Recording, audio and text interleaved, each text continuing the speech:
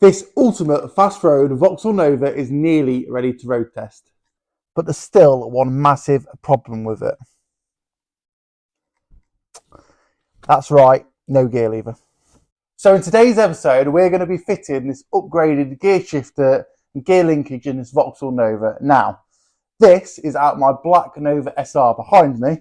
That's a rose jointed gear linkage, which means all the factory joints have been taken out and been replaced with rose joints. Now, I made this many years ago and it's still in perfect condition, has no play in it and gives a really nice direct feel. As good as you can get, really. This here is a Calibra internal shifter, same as the Cavalier. And basically, this is going to be mounted inside the car rather than outside, which gives you more exhaust clearance, as I showed you in the previous video. It's been modified on the end so it will fit onto this. All work perfectly. And finally, this is a little platform I made, which just raises it up 20mm, makes it a little bit easier to change gear in anger. So, I'm going to show you exactly how to fit all this in today's episode. So although them bits have been fitted to an Nova, it's not a direct fit. So to start off with, we need to take the seats out and take the carpet out. So the seats are held in with 4 M8 bolts and then a little clip at the back of the rail, then they just slide out and pull out. Then the carpet's held on with a couple of sill trims which are held in with Phillips screws. These just unscrew and then the carpet just slides out nicely. Right, next job's to remove some of the sound deadening. Now I don't really want to do this because it's in such good condition. So what I'm going to do, I'm going to cut along here because this is the area which we need to remove. And hopefully I can put some of it back. Not all of it, but some of it back. So I use my trusty old scissors just to cut this. It cuts really easily, to be fair. You could use a knife, I guess, but scissors did the job for me. Then I move on to spot weld drilling. Now, I don't like drilling spot welds. I don't find it easy to do. I find it quite tedious. But I persevered, drilled them all out, and then used a little separator to pull everything apart. I then cut the section out with an angle grinder, giving me a little bit more room to work, and I want to put this section back in, hence doing it this way. Right, it's out now, as you can see. Now, if I'm honest, I didn't do a very good job with the spot weld drill. The drill bit was about burnt out, so I struggled, so I've ripped a little bit, but I've cleaned it up. I'm going to seal this in, and it does actually bolt on as well, so that's going to cover over the top like that. Beautiful. I'm just going to use some of this sealant just to seal it all in, hold it together, so we know it's nice and watertight. Now, I deliberately left this like this because I still want to give it some structure for the carpet, because we want the carpet to look as factory as possible. We want to try and put the centre console in.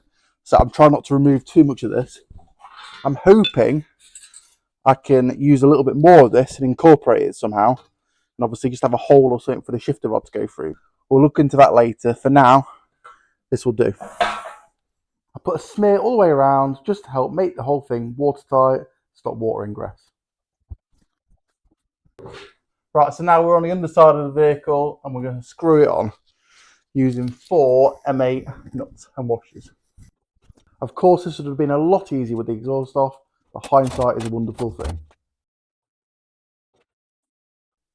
Next job, while it's on the lift, I'm going to put the gear linkage on. Now this is what I was talking about. All these joints have been replaced with rose joints. It's much more direct and solid and there's no play in it whatsoever. I've also had solid bushes made for this pivot point here. Now normally they've like a nylon bush rubber O-ring around them, so they've got a bit of play in standard. These are absolutely solid. So combined, that's a really nice shifter. So a little bit awkward. I'm just going to try and squeeze it in. You're probably not going to see too much, but it fits just like a standard one does. Another thing I'm going to do away with a standard pin which kind of goes through this end of the linkage because it's a bit crap. As you can see, I'm not very happy with it. I've got a nice solid steel one which goes through, and again that's going to remove a little bit more play.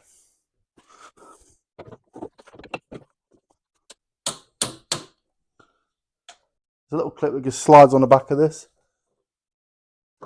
like so, and then that goes through the centre of the linkage on that solid bush into the engine mount, and it pivots on that. Again, you're not going to be able to see this, just have to trust me. And there we go, in and working. So all that's left to do now basically is to drill the hole in this bit here for the rod to go through to connect it all up. And the hole needs to be just there. And I can't get that in. But I do have this.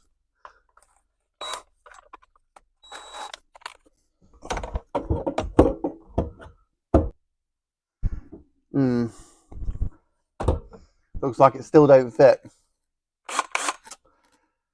Dash out then.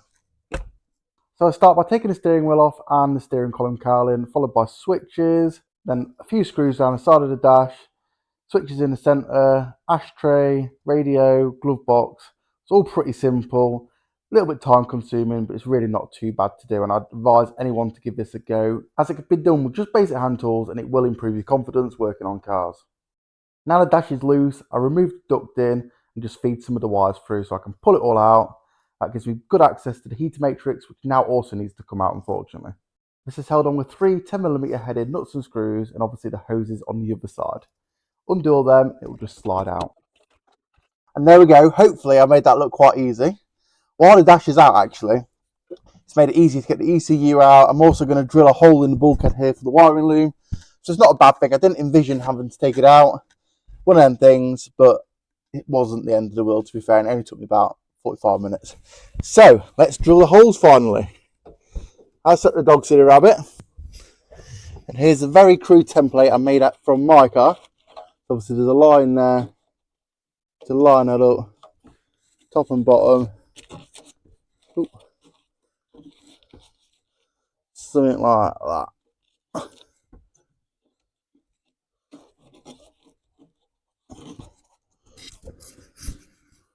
I'm using a really cheap Chinese special cutter. I think I got it from Temu. Not that I'd recommend Temu, but you know, they were cheap and it has done the job very nicely. So I drilled 2 holes and connect them up with a cutting disc on the grinder. Right, so I've cut it, I've cleaned it up a little bit, and I'm just going to put some Acid X Prime on it.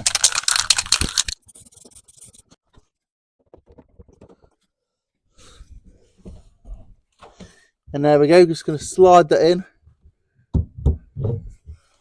And then I'm going to put the 5mm drill bit down here, and that's going to line up with there. That's locked into the neutral position. As long as that's in the neutral position, the other end I can tighten it up, and that'll be the gear linkage setup. Now I'm just going to bolt this to the ground. So this secures down with 4 M6 nuts. I use nylon nuts just to ensure it doesn't come loose, and I tighten them down evenly. I raise the car back up and fasten the linkage to the gear selector.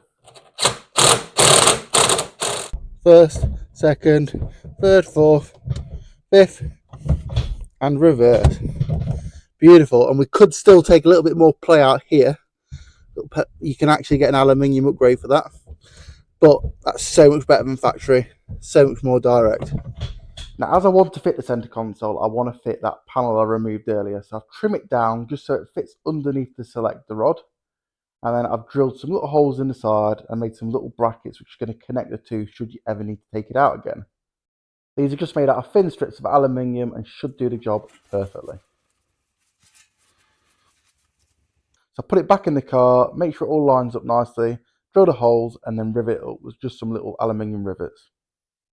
I then put the sound deadening back into place and tape everything up with some duct tape. Now obviously you're not going to see any of this, it doesn't really matter, but I just wanted to make sure it was all held together properly.